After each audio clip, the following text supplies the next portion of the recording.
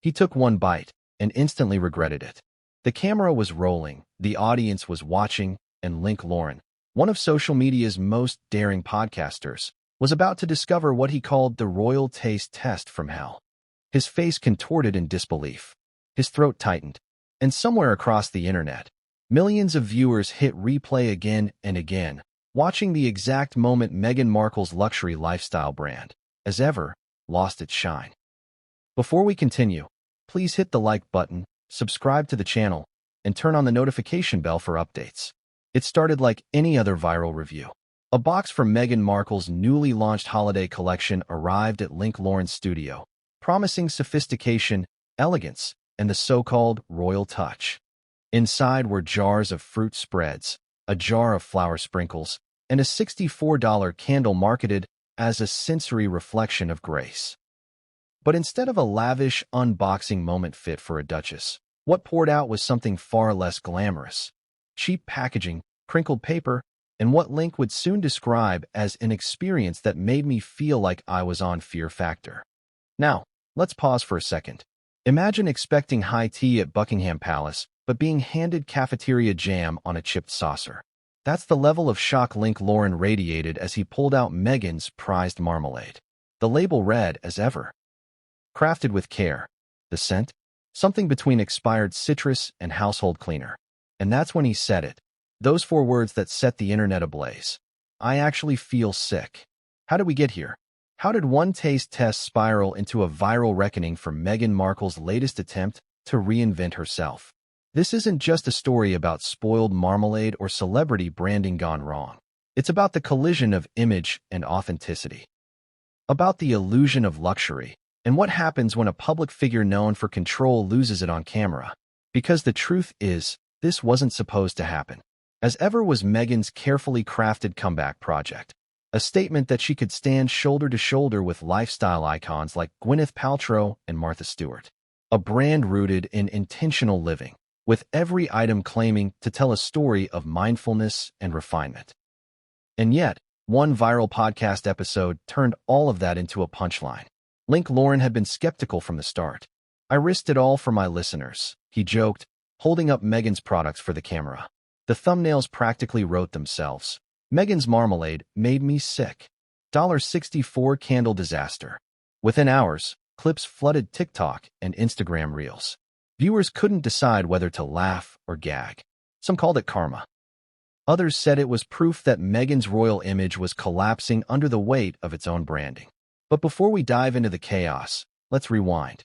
Let's look at what Meghan was trying to achieve and why it mattered so much that this launch worked.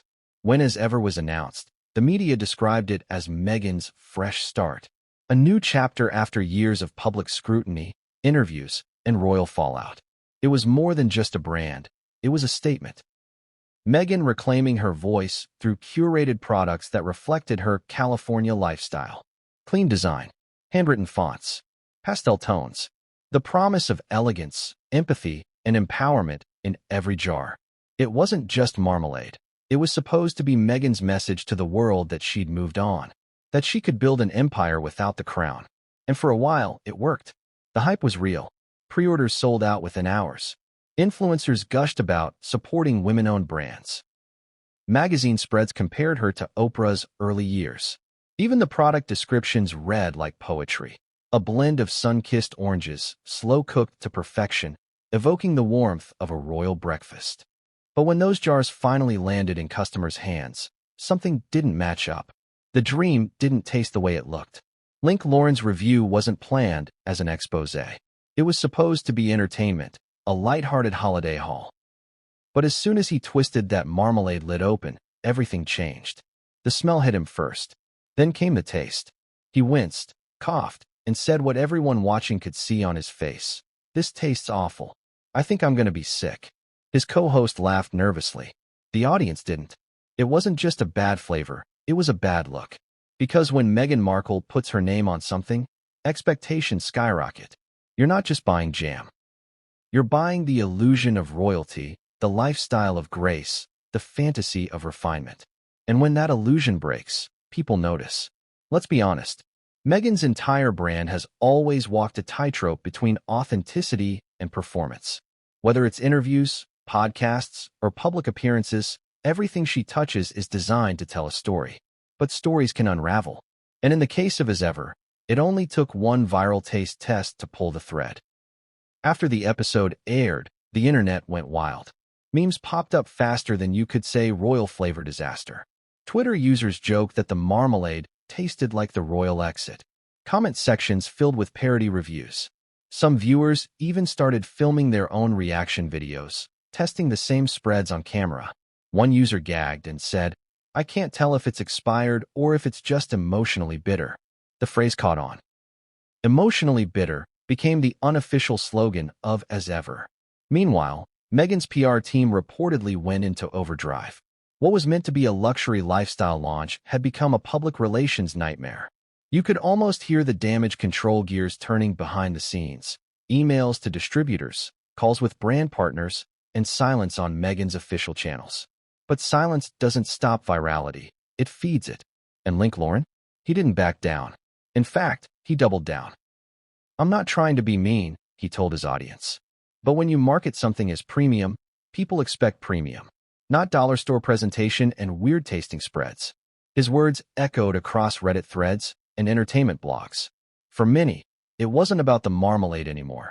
It was about trust, about feeling duped by a brand that promised class but delivered chaos. The story snowballed. People began questioning the authenticity of As Ever's entire lineup. Were the ingredients really organic? Were the jars really artisan crafted, or just repackaged bulk goods from a supplier? Conspiracy theories took off. Claims that Meghan's products were relabeled from a lesser-known distributor, that the luxury was just marketing smoke and mirrors. None of it confirmed, of course, but that didn't matter. In the world of viral narratives, perception is everything, and the perception was damning. Still, this story wasn't just about bad marmalade. It was about what happens when image collides with reality. Meghan Markle's As Ever launch was supposed to prove that she could control her narrative again, that she could rise above royal drama and stand as a self-made entrepreneur. But instead, it reminded the world that even the most polished brand can crack when it meets public scrutiny. Think about it. How many celebrity brands have followed the same path? Massive launch, emotional storytelling, a promise of authenticity, and then crumbled under the weight of their own hype? The audience has changed. Consumers crave realness now, not marketing gloss. And when they sense something is fake, they pounce. That's what made Lauren's reaction so powerful. It wasn't rehearsed. It wasn't strategic. It was raw. It was real. It was the exact opposite of everything As Ever was selling. And that contrast, that collision of real disgust against curated perfection, was what made it viral. By the end of that episode, Link was visibly shaken. "I need a refund," he said, half joking but entirely serious. "This made me feel sick." His viewers laughed, but the subtext was clear. People were starting to wonder if Meghan's As Ever brand was making them sick too. Not physically, but emotionally, with overpromises and under-delivered authenticity. And here's where the story takes its first twist. Because while Meghan's team tried to contain the fallout, more people started coming forward. More reviews, more bad experiences, more complaints about quality. It wasn't just Link anymore. It was customers, influencers, even small retailers who'd been promised exclusivity. One distributor reportedly claimed they'd been ghosted by the brand after asking about delayed shipments. Another said the packaging didn't meet FDA labeling standards. Whether true or not, these whispers only fueled the fire. By week's end, what started as a single podcast review had become an online circus. Hashtags like #AsNeverAgain and #RoyalRancid trended for hours. Late-night hosts cracked jokes. Journalists began calling it the marmalade meltdown. The timing couldn't have been worse, just as Meghan was preparing for her next media appearance. But maybe, just maybe, this was exactly the moment people had been waiting for. For years, Meghan's critics accused her of being out of touch, too polished, too scripted. And now, here she was, caught in the mess of her own creation. The irony was too perfect. The Duchess of authenticity, selling inauthentic spreads. Yet underneath the chaos was something deeper, something human. Because at its core, this wasn't just about a celebrity brand failing. It was about what happens when someone tries too hard to prove they've moved on. Meghan's journey from royal to entrepreneur was supposed to symbolize freedom and empowerment. But what if, in trying to control the narrative again, she created a new kind of prison? One where even a jar of marmalade could betray her. As the dust settled, Lauren posted one final comment that summed up the absurdity of it all. "I didn't expect royalty," he said. "I just expected quality." It was funny, sure, but also devastatingly true. It wasn't the taste alone that made people turn on as ever. It was the realization that maybe, just maybe, Meghan's brand had become a reflection of her own public image. Carefully packaged, beautifully marketed, but hollow when opened. And as the outrage grew, one question echoed louder than any other. How could something so small, a single spoonful of marmalade, shake the image of someone who once stood beside the Queen of England? Because this was no longer about a product. This was about perception, authenticity, and a woman trying to rebuild her empire in the most unforgiving marketplace on earth, public opinion. And as we're about to see, what came next would take this story from scandal to full-blown saga. Complete with refund demands, alleged cover-ups, and revelations that would make even the royal family blush. But what came next would change everything, and no one saw it coming. When Lauren lifted the lid of that glossy white box, the world expected a royal moment. What they got instead looked like something fished out of a clearance aisle. It was supposed to be elegant, refined, the kind of packaging that whispers luxury before you even touch what's inside. Instead, as the camera zoomed in, you could hear it, crinkly, thin, almost plastic-like paper rustling around the jars.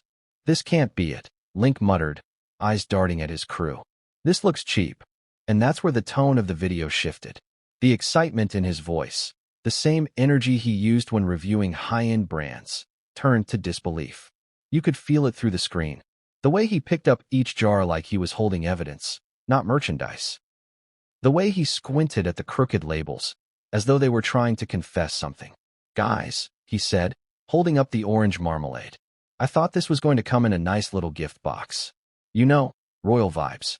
But look at this. It's literally thrown in here with paper from the dollar store. I paid $100 for this." The chat exploded instantly. Viewers couldn't believe what they were seeing. That's Meghan's brand? Crinkly paper for $64? Not very Duchess of her. But the thing was, Link wasn't trying to be cruel. He was just stunned. This was supposed to be Meghan Markle's grand return to the world of lifestyle luxury. A moment meant to rival Gwyneth Paltrow's Goop or Kourtney Kardashian's Push. And here he was, holding what looked like a rushed Etsy order. He kept going. Carefully, he lined up the jars on the table: orange marmalade, raspberry spread, strawberry spread, and something called flour sprinkles. The As Ever logo was delicate and simple, almost too simple. Minimalist, the website called it. Lazy, Link called it. He pulled out the $64 candle next. Its name? Home Light Number 1. The promise? A clean, citrusy reminder of self-care and serenity. But the label was peeling on one side, and the wick was crooked. "I could buy a Bath & Body Works candle for $20 that looks better than this," he said, shaking his head. Now, imagine you're sitting at home, watching this unfold. Would you feel disappointed for him, or vindicated?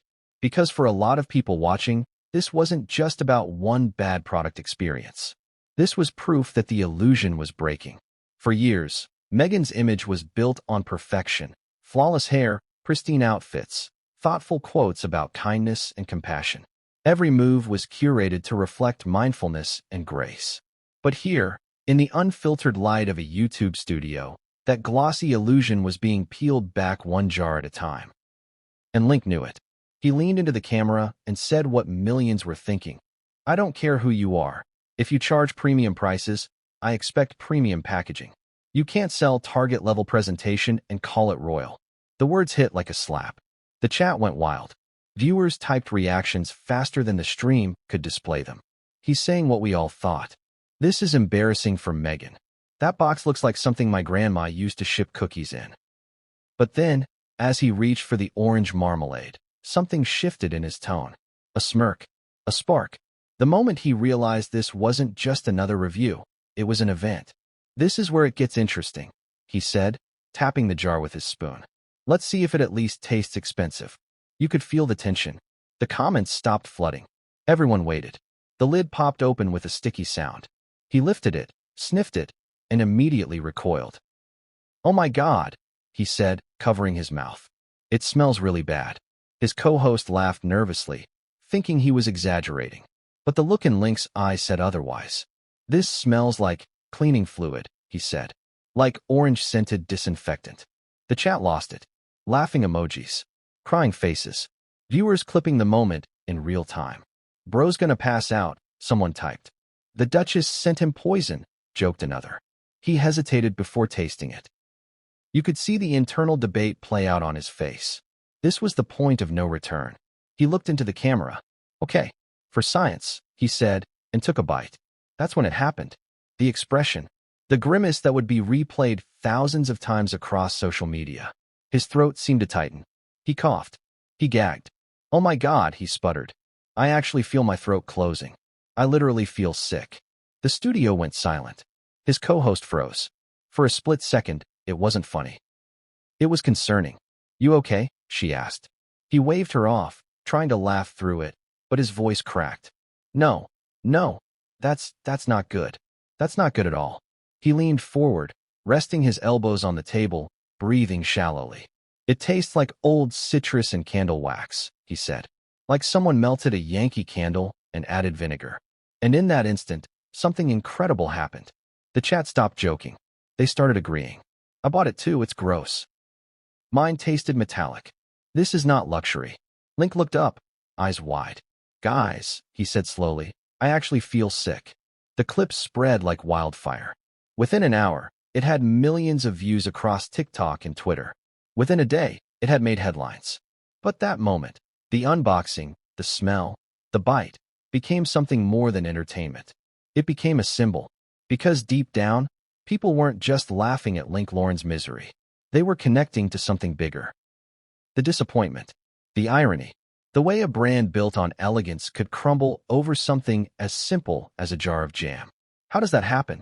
How does a company with endless resources produce something that bad? Link's review wasn't malicious. It was human. Honest. He even tried to give Meghan the benefit of the doubt. "Maybe it's a bad batch," he said. "Maybe they rushed the orders." But then he looked around at the other jars, at the crooked candle label, at the paper stuffing that looked like it came from a shipping warehouse, and his tone hardened. "No," he said. "This is intentional. They're saving money on presentation. They're cutting corners." It was the kind of statement that brands dread. Because once you plant that seed, once the audience starts to believe a brand is cutting corners, there's no going back. He wasn't done yet. He grabbed the raspberry spread next. Opened it. Smelled it. "Okay, this one's better," he said. "At least it smells like food." But when he took a bite, he grimaced again. Still weird. Like sugar and perfume had a baby. The chat filled with comments comparing the flavors to everything from cough syrup to potpourri. Some viewers even posted their own reviews in real time, tasting along with him. "He's right," one viewer said in a TikTok stitch. "It tastes like regret and citrus cleaner." The more Link laughed it off, the more serious the audience became. It was no longer a funny review. It was an expose in motion. And here's the twist. Meghan's team had sent out dozens of influencer PR packages that same week. Some creators gushed over the design. Others stayed suspiciously quiet. But now that Link's video was exploding, silence started to look like guilt. You could almost hear the ripple effect in real time. Bloggers rewrote their posts. TikTokers deleted their unboxing videos. Even as Eversone's social media page turned off comments. By the end of the night, Link's clip had gone global. News outlets picked it up. Headlines read, "Podcaster falls ill after eating Meghan Markle's jam." Twitter turned it into a meme war. And in the middle of all that chaos, Link went live again. "Okay, update," he said. "I emailed their customer service. I want a refund." The audience cheered. "Tell them you'll send the leftovers back." "Ask for a royal apology," someone typed. He smiled, shaking his head. "I just want them to own up. If you're selling luxury, act like it." And that's when he looked back at the unopened candle. That $64 symbol of Meghan's luxury empire. "Should I light it?" he asked, teasing the audience. "Because if this smells like the marmalade, we're in trouble." The chat exploded again. Thousands of people spammed "do it" emojis flooding the screen. He leaned over, flicked his lighter, and set the wick aflame. For a moment, everything seemed calm. Then the smell hit. "Oh no," he groaned. "No, no, no. It smells like bathroom spray." Laughter. Chaos. The chat screaming. Someone typed, "She's selling Febreze for $64. And yet, beneath the laughter, a sense of disbelief spread through the internet. This wasn't just a bad review. It was a PR disaster unfolding in real time. A single video exposing the cracks in a multi-million-dollar brand. What happened next would only make things worse for Meghan, for her team, and for the fragile reputation of As Ever. Because while Link's fans were laughing, Meghan's inner circle was panicking. And that panic would soon lead to desperate decisions, angry emails, and a refund demand that would turn into something far more explosive. But what came next would take this viral review from comedy to catastrophe. When Lauren clicked send on that refund request, he had no idea he was about to ignite a storm that would sweep across the internet like wildfire. At first, it seemed simple. He'd just had a bad experience with a celebrity product, the kind of thing that happens every day in the influencer economy. You complain, you get your money back, you move on. But this wasn't an ordinary refund. This was a refund request aimed squarely at Meghan Markle, one of the most scrutinized public figures in the world, and her luxury lifestyle brand, As Ever. The email, which he read aloud on his next livestream, started politely enough. "Dear As Ever customer service," he said dramatically, "I am requesting a refund for the As Ever holiday trio and the home light candle due to quality and safety concerns. The marmalade made me physically ill on camera. Please advise on next steps."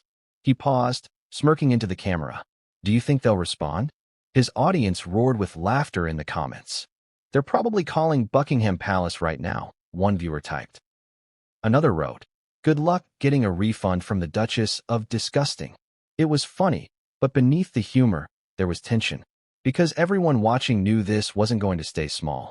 Meghan's brand had built itself on being ethical, customer-focused, crafted with care. How would it look if they ignored or dismissed a high-profile customer complaint that had gone viral worldwide? And that's exactly what happened next. They ignored it. For 3 days, Link heard nothing. No acknowledgement. No apology. No automated, "Thank you for contacting us." Radio silence. He joked about it at first, posting updates to his followers. Still no royal response. I guess customer service is taking tea. But the tone began to change when fans started sharing their own experiences. "I emailed too. No one replied. They charged me twice for shipping. The candle arrived broken, and they told me to file a claim with the carrier." This wasn't just a single bad experience anymore. It was a pattern. And when you're dealing with Meghan Markle, patterns become headlines. So Link did what any modern creator would do. He went live again. This time, he wasn't laughing. "You guys," he said, holding up his phone. "I tried being nice. I gave them a chance to respond. But now it's been 3 days, and nothing. Not even a form letter. That's unacceptable." He leaned closer to the mic. "If this was some random small business, I'd understand. But this is Meghan Markle's brand. The woman who talks about compassion and communication. Where's that energy now?" The comments poured in like gasoline on fire. Viewers were furious, not just at the brand, but at the hypocrisy they felt it represented. She talks about kindness but ignores customers? You can't preach authenticity and ghost people. She's done. That's when it happened. #refund from Meghan started trending. By the end of the day, thousands of tweets echoed the same message. If Meghan Markle was serious about her brand's integrity, she needed to address this publicly. Influencers joined in. Small creators who had bought As Ever products began sharing their receipts and refund emails. Some claimed they'd been blocked from the brand's social pages after complaining. It was chaos. Meanwhile, behind the scenes, Meghan's PR team was in meltdown mode. Sources close to the brand allegedly revealed that internal Slack messages labeled the situation an emerging reputational threat. One leaked email even read, "Do not engage with influencer complaints at this time. Prioritize message control." Message control, 2 words Meghan Markle has built her entire public identity around. But this time, it wasn't working. Because Lauren wasn't a tabloid, or a royal insider, or a faceless critic. He was a voice with an audience, a camera, and a very convincing gag reflex caught on tape. And he wasn't letting go. "Fine. he said on day 4, holding up his as ever jars again. If you won't give me my money back, I'll give you something better, a new episode. He released a follow-up titled, Refund Denied. Meghan's brand ignored me. Within hours, it shot to the top of trending podcasts on Spotify. The thumbnail showed Link holding a spoon with exaggerated disgust, and the caption read, Luxury? Try lunacy. He started by replaying clips of the original review, the gagging, the disbelief, the candle meltdown, before cutting to his inbox. You see this? He said, scrolling. No response. Not one. For 4 days. From a luxury company. Then came the kicker. So I decided to test something, he said. I made a fake email using a different name and ordered another as ever item. Guess what? I got a confirmation email in 2 minutes. The chat exploded. What? So they can take money fast, but not refund it. Scam alert. And that was the moment the internet turned. What had started as mockery transformed into outrage. This wasn't just about Link anymore. It was about every customer who felt duped by a celebrity brand that didn't care. Memes shifted from playful to pointed. As ever, as never again, one user tweeted. Another posted a photo of a moldy piece of toast with the caption, still better than Meghan's marmalade. Even mainstream outlets began covering it. Entertainment Tonight ran a segment titled, Meghan Markle's lifestyle brand faces backlash after podcaster's viral review. Insider wrote, As ever faces credibility crisis after ignoring viral complaint. Meanwhile, Meghan's team was still silent. But silence has a sound, and in the digital age, it sounds like guilt. Then came the unexpected twist. On the 5th day, a small message appeared in Link Lauren's inbox. The sender, as ever customer care. The subject line, regarding your refund request. Link grinned when he saw it. They finally broke, he told his audience. He read it live. Dear Mr. Lauren, thank you for reaching out to as ever. We are sorry to hear about your experience. Please note that due to the perishable nature of our products, we cannot accept returns or offer refunds once items have been opened. However, we value your feedback and will share it with our product development team. The silence that followed was electric. You could practically hear jaws dropping across the internet. No refund, he said slowly. They said no refund. Even after I got sick on camera. He blinked at the screen. Wow. Okay. His tone changed. No longer joking, no longer theatrical. It was calm, controlled, dangerous. So let me get this straight, he said. You charge luxury prices, sell low-quality products, ignore your customers, and then hide behind policy? That's your move. He leaned closer, lowering his voice to a whisper. You just made the wrong guy angry. The clip went viral instantly. Millions watched as Link's disappointment turned into quiet fury. It wasn't about money anymore. It was about principle. About being dismissed. About holding someone accountable who, for years, had managed to avoid accountability by hiding behind charm and PR polish. The next day, Link went nuclear. He posted a new video titled, I'm not done with Meghan Markle. The thumbnail showed him holding a refund form on fire. I'm not letting this go, he said. Because this isn't just about me. This is about every person who's ever been sold a dream by a celebrity who doesn't care about the product. Only the profit. The audience was hooked. His subscriber count skyrocketed. News outlets picked up every quote, every reaction, every sarcastic jab. The phrase, refund from Meghan, became the internet's newest inside joke. Even late-night hosts joined in, joking that Meghan's marmalade might be the first product in history to abdicate taste.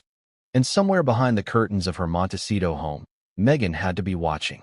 Her empire was built on narrative control, carefully scripted interviews, glossy brand partnerships, curated imagery. But here was a podcaster sitting in front of a microphone, dismantling that image piece by piece with nothing but honesty, humor, and a spoon. The irony was breathtaking. The woman who once claimed she wanted to redefine authenticity was being undone by it. And still, as ever, stayed silent. No press release, no public apology, just an avalanche of bad press, angry tweets, and dwindling 5-star reviews. But silence can only hold for so long, because soon, someone from inside the brand would break ranks, and what they revealed about as Ever's internal panic would blow the story wide open. Because this wasn't just a refund anymore. This was about reputation. Image. and a company desperately trying to keep both from collapsing. But what came next would make Link's refund request look like child's play, because someone inside as ever was about to leak the truth. When the message leaked, it didn't come from a tabloid or some anonymous gossip blog. It came from inside. Someone who claimed to have worked at as ever's fulfillment center dropped an email thread onto a gossip forum late one night, and within hours, the screenshots had gone viral. It started with a simple subject line: urgent, Link Lauren situation. Inside, panic. Real panic. One employee wrote, "We're getting dozens of refund requests citing the same issue. Do we escalate?" Another replied, "Do not engage." Meghan's directive is to hold all responses until PR drafts official statement. A third chimed in. "People are saying the marmalade made them sick. Should we alert QA?" The response, already noted. Focus on optics. Focus on optics. Those 3 words were gasoline. Link read the thread on air. "Focus on optics," he said, his tone a mix of disbelief and triumph. They didn't say fix the problem. They didn't say recall the product. They said focus on optics. The audience erupted. "They don't care about customers," one person wrote. Another typed, "This is Goop 2.0. A third said, "She's finished." It wasn't just a scandal anymore. It was a reckoning. The leak gave the world a rare glimpse into how Meghan's brand allegedly operated. Not like a wellness company built on care and quality, but like a PR machine obsessed with appearance over integrity. And once people saw the internal cracks, they started looking for more. That's when former as ever contractors began speaking out. A packaging supplier claimed their invoices went unpaid for months. A warehouse worker alleged that shipments were delayed because the products arrived sticky and leaking. Another claimed the labels were printed on the cheap after Meghan's design team cut costs to maximize margins. It all lined up too perfectly with Link's experience. The flimsy paper, the crooked labels, the smell, and suddenly, what seemed like a dramatic overreaction, a podcaster gagging on jam, started to look like the first sign of a much bigger problem. Turns out, Link said in his next video, "I wasn't crazy. I was just early." That line exploded across social media. "I wasn't crazy. I was just early" became a meme. Influencers started using it whenever they exposed low-quality products. The phrase ended up on t-shirts, mugs, even stickers. Meanwhile, the as-ever crisis deepened. Journalists started digging into the brand's supply chain, questioning its "crafted with care" slogan. An investigative blogger claimed the fruit spreads were actually white-labeled from a mass-market supplier in California that sold similar products to discount chains. She even posted photos, the same glass jars, same lids, nearly identical label fonts, just missing the as-ever logo. People went wild. "So she's selling Walmart jam for luxury prices?" one comment said. "This is royal robbery," wrote another. And yet, Meghan's team stayed silent. No statement. No denial. Just a quiet sweep of product listings that suddenly changed their descriptions overnight. Words like artisan, handmade, and crafted in small batches disappeared, replaced by vague phrases like ethically produced. The internet noticed. They always do. At this point, Link Lauren had gone from amused critic to full-blown whistleblower. His channel gained hundreds of thousands of new followers in days. News anchors quoted him. Talk shows invited him. Even rival podcasters who'd previously mocked his dramatic style now praised him for holding celebrity brands accountable. But fame comes with its own shadow. Soon, Meghan's loyal supporters, the same ones who defended her through years of royal controversy, began targeting Link. He received hate messages, threats, and accusations of trying to destroy a woman's business out of jealousy. He even revealed that someone had tried to hack his email. Still, he refused to back down. "This isn't about Meghan the person," he said. "It's about Meghan the brand, and how that brand treats people." But the damage was done. The more he spoke, the worse it got for as-ever. Retailers started quietly pulling her products. Several small boutiques that had agreed to carry as-ever items claimed they'd been misled about the pricing and quality. One even posted a public statement. "We regret partnering with as-ever. Our customers deserve transparency." And then came the refund wave. Thousands of people began demanding refunds en masse, citing quality and safety concerns. Some claimed their spreads had mold. Others said their candles produced black soot. Photos started circulating of discolored marmalade and warped candle jars. One image went particularly viral, a jar of as ever marmalade that had exploded in transit, covering the inside of the box with sticky orange goo. The caption read, "Even the jam's trying to escape." That one tweet alone got over 500,000 likes. By now, as ever's silence had turned from frustrating to incriminating, customers began tagging the FDA. Consumer watchdog groups announced they were reviewing claims, and journalists began asking a dangerous question. Was Meghan Markle's brand selling products that could make people sick? Link leaned into the narrative. "I didn't say it was contaminated," he clarified on his podcast. "I said it made me sick, and that's a fact. But now people are finding mold, leaky jars, bad packaging. That's on them, not me." The audience roared. And while Link was winning the internet, Meghan was reportedly furious behind the scenes. Sources claimed she'd ordered an emergency PR strategy meeting with her team in Montecito. One insider described it as tense, emotional, and chaotic. Allegedly, Meghan demanded to know how a podcaster managed to derail months of branding work. She said it's unfair, the source told a reporter. She feels attacked by people who just want to see her fail. But public sympathy was gone. The same audiences who once defended her during royal controversies now mocked her online. "First she left the palace, now the pantry," one tweet joked. "She's losing empires faster than she can trademark them," wrote another. As Ever's Instagram page went dark for a week. Then, suddenly, a new post appeared. A photo of a cup of tea on a marble countertop with the caption, "We're listening." No apology. No mention of refunds. Just 2 words. The comments section exploded. "Listening? To what? The lawyers. Girl, we've been shouting for days." Too late. It was one of the most disastrous PR moves in recent memory. Link's next upload was titled, "They're Listening? Good. Here's what I have to say." It opened with silence. Just the sound of a spoon clinking against a jar. Then Link looked into the camera. "People don't want you to listen," he said. "They want you to care." The line hit hard. It wasn't sarcastic. It wasn't dramatic. It was honest. And it went viral all over again. As Ever was now a case study in brand implosion. Marketing professors analyzed it. Business experts wrote op-eds calling it the marmalade meltdown. Even former royal staffers began giving interviews suggesting Meghan had ignored professional advice and insisted on creative control. The story had gone from internet gossip to mainstream cultural commentary. And yet, as the chaos unfolded, there was one question that no one had answered, one that lingered like the sour taste of the marmalade itself. If As Ever really was a luxury brand crafted with care, then who, exactly, was crafting it? Because what happened next would expose that Meghan's so-called artisanal empire might not have been handmade at all. And when the truth came out about where and how those jars were really produced, it would send shockwaves through Hollywood's influencer industry. But that revelation was still ahead.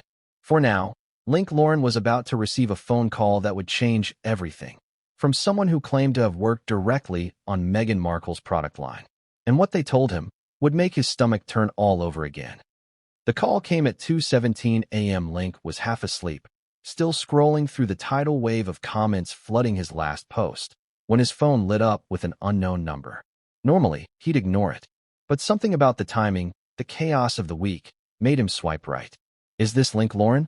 the voice asked. Low, hushed, almost trembling. He sat up instantly. "Yeah. Who's this?" A pause. Then, "I can't tell you my name. But I worked for As Ever. And you need to know what's really going on." That was the moment the story stopped being a scandal and became an expose. The voice explained that they'd been part of the product launch team, the same team responsible for packaging, shipping, and final quality checks. They said they'd watched the brand spiral from a hopeful startup into what they called a royal circus of chaos. Nothing was ready, the whistleblower said. "We were behind on production, but the team kept pushing to meet Meghan's holiday timeline. It wasn't about quality anymore. It was about speed. She wanted it out before Thanksgiving, before Oprah's gift guide came out."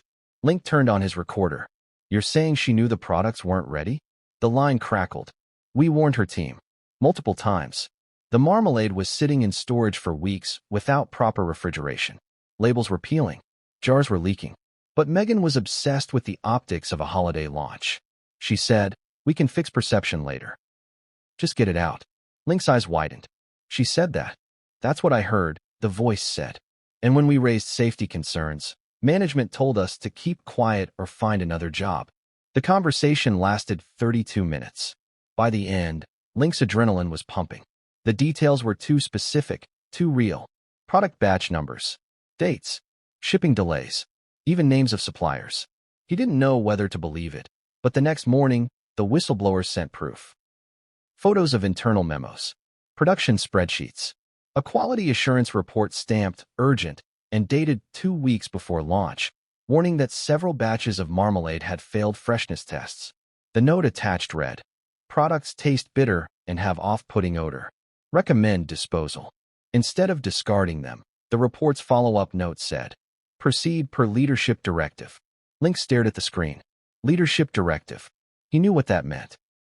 He didn't say Meghan's name out loud, but his silence said everything. On his next episode, he dropped the bombshell. "I got a call," he said calmly, sitting in front of a dimly lit backdrop. The air felt heavy, like something big was coming. From someone inside as ever. They told me what really happened behind the scenes. And if what they said is true, then Meghan Markle's brand isn't just cutting corners. It's ignoring warnings that could put customers at risk. The chat froze. He played a distorted version of the whistleblower's recording, enough to protect their identity, but clear enough to make the message chilling. "We warned them," the voice said. They shipped it anyway. The reaction was nuclear. Every major outlet ran with the story. As ever, whistleblower reveals safety warnings ignored before launch. Link Lauren drops shocking audio in Meghan Markle brand scandal. People couldn't believe it. The woman who'd built her image around compassion and mindfulness allegedly ignored her own employees' concerns. But what shocked people most was how credible it sounded. The language in the emails. The timestamps. The references to specific product lines. It all fit. Meghan's team went into crisis mode again. An unnamed spokesperson released a short statement to the press. As ever takes product safety and customer satisfaction very seriously. We are investigating recent claims and will take appropriate action. But the damage was done. The internet saw it for what it was, a defensive half-apology designed to buy time. And time was the one thing Meghan didn't have. Within 24 hours, regulators reportedly contacted as Ever's distributors for documentation. Consumer watchdog groups announced they were reviewing all available evidence. Even lawyers started circling, hinting at potential class action lawsuits if customers could prove they'd fallen ill. Link could barely keep up with the chaos. His channel hit 1 million views overnight. His inbox flooded with tips, former employees, ex-consultants, even suppliers who claimed Meghan's team had pressured them to change expiration dates. The deeper he dug, the uglier it got. One supplier told him they wanted the product to look homemade, but they ordered it in bulk from a factory in Anaheim. The jars were repackaged with as ever labels, nothing more. Meghan's people kept calling it artisanal. It was a lie. Another claimed Meghan's branding team was rewriting copy after Link's review went viral, removing phrases like locally sourced and handmade by small batch artisans. It was a full-scale cover-up. And through it all, Meghan stayed silent. No interviews. No posts. Not even a quote from a source close to the Duchess. The woman who once dominated the talk show circuit had vanished from the conversation, at least publicly. But behind closed doors, insiders said she was livid. She blames Link for everything. One source told a reporter. She thinks he's out to destroy her. The irony was staggering. Link didn't need to destroy her. Her own choices were doing that for her. Still, he wasn't done. "I'm not here to cancel anyone," he said in a later video. "I just think people deserve the truth. If you're selling something under the name of integrity and grace, you better make sure it's actually graceful." That clip became a rallying cry. Thousands of viewers flooded comment sections with the phrase, "Make it graceful." It became the new hashtag Make It Graceful. Meanwhile, as Ever's website quietly went down for maintenance. When it came back online 2 days later, nearly every product listing was marked sold out. It wasn't a restock. It was retreat. You could feel the empire crumbling. Influencers who once hyped Meghan's products began deleting posts. Retail partners stopped answering questions. Brand collaborators backed out of joint promotions. One luxury store in Los Angeles even took down an entire window display overnight. The next morning, the empty space where Ever's logo once gleamed became an internet meme. Empty shelves, one tweet said, just like the promises. But the story was far from over. Because the whistleblower hadn't told Link everything. There was one more revelation, one they were too afraid to put in writing. When they finally called him again, their voice shook even more than before. There's something else, they whispered. Something bigger. Link frowned. What do you mean? It's not just about spoiled marmalade. It's about money. Meghan didn't fund Ever the way she claimed. He sat forward. You're saying the funding was fake? A long pause. Then, not fake. Hidden. And just like that, the scandal turned from a public embarrassment into something darker, something that could threaten not just Meghan's brand, but her entire image as a self-made entrepreneur. Because if what this whistleblower was hinting at was true, then Ever wasn't Meghan Markle's empire of empowerment. It was something else entirely. Something funded, quietly, by people she didn't want the public to know about. But that revelation wouldn't come until later. For now, Link's viral crusade had reached a new peak, and the Duchess of branding herself was being forced to face the one thing she'd spent her whole career avoiding: accountability. And as the walls began to close in, Meghan was about to do something no one expected, something that would shock even her most loyal fans. Because when the silence finally broke, it didn't come in the form of an apology. It came as a counterattack. When Meghan finally spoke, it wasn't from a podium or through a polished magazine profile. It came quietly, unexpectedly, through a carefully worded video statement uploaded to the official Ever YouTube channel at midnight on a Sunday. No announcement, no press release, just a single thumbnail, a soft-lit image of Meghan sitting in her Montecito living room, framed by orchids and sunlight, her expression calm but visibly strained. The title read simply, "A Message from Meghan." Link Lauren was live within minutes. Tens of thousands of viewers joined him as the video premiered. They watched her lips part, the breath she took before speaking, the kind of pause designed to draw sympathy. "I've always believed in kindness," she began, voice trembling slightly. "And I believe that even in difficult moments, compassion is the only way forward." She paused. "Recently, a number of claims have circulated online about my company, Ever. I want to address them directly." The tone was polished, but the eyes told a different story, red-rimmed, restless, tired. Ever was built on the idea that small acts, sharing a meal, lighting a candle, creating warmth, can bring us closer together. "I'm deeply saddened that anyone's experience with our products did not reflect that intention." Link rolled his eyes on his live stream. "She's not apologizing. She's narrating." And he was right. Meghan never said the words, "I'm sorry." Not once. She called the controversy an example of how misinformation spreads rapidly, and insisted that our team follows all safety protocols and partners only with ethical suppliers. But then came the line that detonated the internet. "It's disheartening to see people use my name for attention, exploiting false claims for clicks and profit," she said, her tone hardening. "We all have a responsibility to uplift, not tear down." The chat exploded. "She's coming for Link. Did she just call him a liar? This is war." Link leaned back in his chair, shaking his head slowly. "There it is," he said.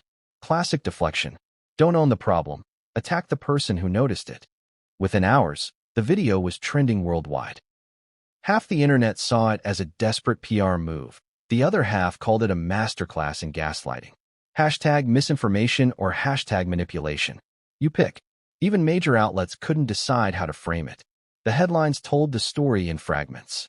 Meghan Markle breaks silence, blames false claims for Ever backlash. Podcaster responds to Meghan's statement. She could have just said sorry. But for Link Lauren, this wasn't the end. It was ignition. He released his own response less than 24 hours later. A full-length video titled, "Meghan Markle just called me a liar. Let's talk." It opened with the same clip of her saying false claims, replayed in slow motion. Then he looked into the camera, calm but icy. "Meghan," he said, "you said your brand was built on honesty and compassion. Then show it. Because I have your emails, your supplier statements, your QA reports. So if this is misinformation, You better explain why your own team wrote it." The silence that followed was deafening. He wasn't bluffing. Link pulled up screenshots, redacted but real, showing internal notes that matched the whistleblower's claims: packaging damaged, product odor off, rush order shipped per leadership directive. The chat went feral. "He's got proof. This is bigger than a refund now." And then, like clockwork, another leak surfaced. This time, it wasn't about packaging or refunds. It was about funding. A business journalist at Variety dropped an investigative piece claiming that as Ever's financial filings revealed, a significant investment from an undisclosed international backer connected to a former Hollywood studio executive. The article didn't name names, but it hinted at offshore funding and possible tax maneuvering through a shell company registered in Luxembourg. That changed everything. Because as Ever had been marketed as Meghan's passion project, funded and built by her. Every interview, every promotional line emphasized independence, no corporate interference, no external investors. Now, it looked like the Duchess's self-made empire wasn't so self-made after all. Suddenly, the marmalade wasn't the story anymore. The money was. Reporters began connecting dots: shell accounts, quiet partnerships, non-disclosure agreements. Even former staffers hinted that Meghan's PR firm had helped obscure ownership ties. And yet, despite the chaos, Meghan doubled down. The next day, as Ever posted another statement, this time on Instagram. A white square with delicate serif text read, "Truth will always prevail. We are standing in integrity." Integrity. The comment section turned into a battlefield. "Integrity," wrote one user. "You sold spoiled jam and blamed the customer." Another quipped, "Standing in integrity while sitting on offshore money, apparently." But Link wasn't laughing anymore. In a rare emotional moment, he looked into the camera during a live stream and said, "You know, I didn't start this to destroy someone. I just wanted honesty. I wanted accountability. But the more I see how far they're willing to go to silence critics, the scarier it gets." His voice cracked slightly. You could tell the pressure was starting to get to him. The lawsuits, the hate messages, the sudden fame, it was all piling up. Then came an email from his Ever's legal team. A cease and desist. Effective immediately, it read, "You are to refrain from publishing or sharing any false, defamatory, or confidential information regarding as Ever, its founders, or its affiliates. Failure to comply will result in legal action." Link stared at it on camera. "There it is," he said. "The royal threat." The internet went berserk. Hashtag cease and desist trended within hours. Viewers rallied behind him. Lawyers offered pro bono help. Even rival podcasters who'd once mocked his drama now stood beside him. "This is intimidation," one said on Twitter. "They're trying to silence him because he struck a nerve." And he had. Because buried in that cease and desist letter was something even more alarming. A sentence that confirmed what the whistleblower had hinted at weeks before. It referred to proprietary information concerning as Ever's financial partners. Financial partners. Plural. It was the first public admission that as Ever wasn't a solo Meghan Markle venture after all. Link read it out loud, his jaw tightening. "So there are partners," he said quietly. "And they don't want us to know who they are." That line shattered the internet. You could practically hear the digital gasp. People started digging. Reddit threads popped up overnight with speculative lists of possible backers: billionaires, film executives, political donors. Every name added more fuel. Meanwhile, Meghan's team went into overdrive, contacting platforms, filing copyright claims, and demanding takedowns of leaked material. But it was too late. The internet doesn't forget. Once the narrative spins out of control, you can't take it back. And as the fire spread, something unexpected happened. Silence from the royal family broke too. Reporters claimed that a senior palace insider had described the situation as deeply regrettable and embarrassing, not because of the scandal itself, but because it made the monarchy look tarnished by association. The same family Meghan had distanced herself from was now watching her chaos unfold. And for once, they weren't the villains in the story. The press ate it up. The Duchess and the podcaster. How Meghan lost control of the narrative. From royalty to refunds, the as ever downfall. By now, Meghan's video statement had more dislikes than likes. The comments were turned off. Her brand website was half empty, riddled with broken links and out-of-stock notices. But Link wasn't finished. He looked into the camera in his next episode and said, "I didn't want a war. But if we're in one, I'm not backing down. Because I think people deserve to know what his ever really stands for, and who's really behind it." He paused, letting the silence breathe. "And if you think I'm scared of a cease and desist," he said, holding up the letter, "you don't know me at all." The crowd in the live stream went wild. Applause emojis flooded the screen. Viewers donated to help cover his legal fees. But just as Link was celebrating his stand, something new hit the wires. A report. A leaked document. A single page from what appeared to be an internal as ever memo. One that mentioned liability mitigation strategy and potential cooperation with regulatory review. It suggested that Meghan's team was preparing for an investigation. And that meant one thing: this wasn't over. Not even close.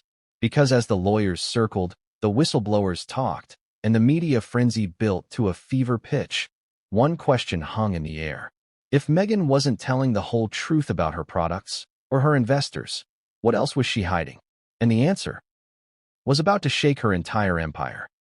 The morning after the cease and desist leaked, Link woke to find his phone vibrating nonstop. Mentions, calls, notifications, a tidal wave of pings that blurred together. At first, he thought it was more support from fans. Then he saw the headlines. As ever under federal review. He blinked. For a long second, he didn't believe it. Then another headline confirmed it.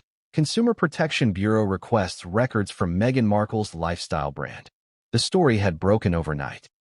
An investigative journalist had cited multiple consumer complaints involving possible mislabeling and safety violations. It wasn't yet a full-blown investigation, but it was enough to turn a PR nightmare into a legal one. He poured a cup of coffee, hit record, and said, "Well, looks like things just got real." That became the cold open of his next episode, half disbelief, half vindication. "They tried to scare me with lawyers," he said, "and now the lawyers are coming for them." The internet erupted again. Every update, every tweet became part of a live documentary unfolding in real time. Reddit users started tracking shipments, posting side-by-side comparisons of as ever jars with cheaper supermarket brands. Some claimed to have traced identical barcode numbers. Others analyzed the glass shape and identified the manufacturer, one that supplied discount retailers, not luxury stores. It was open-source investigation at its wildest. Meanwhile, sources whispered that Meghan's internal team was fracturing. One PR executive allegedly quit after clashing with her over the response strategy. Another leaked that Meghan had ordered complete lockdown on communications. No one was to speak to press, not even to confirm basic facts. That silence only made things worse. Every influencer who had once received an as-ever PR box was now scrambling to distance themselves. Videos titled, "Why I Won't Support Meghan Markle Anymore" flooded YouTube. TikTokers filmed themselves throwing away half-used jars, each toss punctuated by dramatic sound effects. The symbolism was brutal, people physically discarding her brand, and metaphorically, her credibility. But the real blow came from inside Hollywood. A well-known chef and television personality, someone who'd publicly endorsed as ever during its launch, posted a cryptic message on Instagram. Sometimes the prettiest labels hide the sourest flavors. No names, no tags, but everyone knew who it was about. Within hours, reporters confirmed he'd canceled his upcoming collaboration with Meghan's company. For Link, it was validation, but also escalation. Because now the story had climbed out of influencer culture and into the mainstream entertainment world.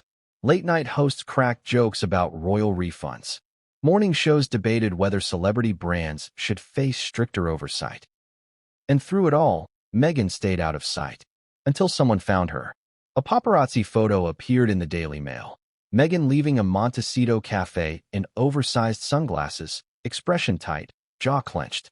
She wasn't smiling for the cameras. The caption read, "Duchess under pressure." Link showed the photo on stream. "That's the look of someone who thought she could control the story," he said softly, and just realized she can't. The comments section buzzed with empathy and schadenfreude in equal measure. Some viewers pitied her. Others reveled in her downfall. But everyone agreed. This wasn't the Meghan Markle they were used to seeing. The confident interviews, the eloquent speeches, gone. Replaced by silence and avoidance. And then, Almost as if to confirm that something bigger was happening, a new leak dropped. An internal memo from as Ever's finance department, dated only a month before the launch, referenced expected investor return targets Q1 2025 and disbursement to international partners. The implication? As Ever hadn't been built as a slow, heartfelt venture. It had been designed as a profit engine from day one, driven by investors expecting rapid growth. When journalists cross-checked the filing numbers, they found connections to at least 2 offshore holding companies. The dots led back to a pair of wealthy businesspeople with ties to both Hollywood and overseas venture capital. Suddenly, the narrative shifted again. It wasn't just about spoiled marmalade anymore.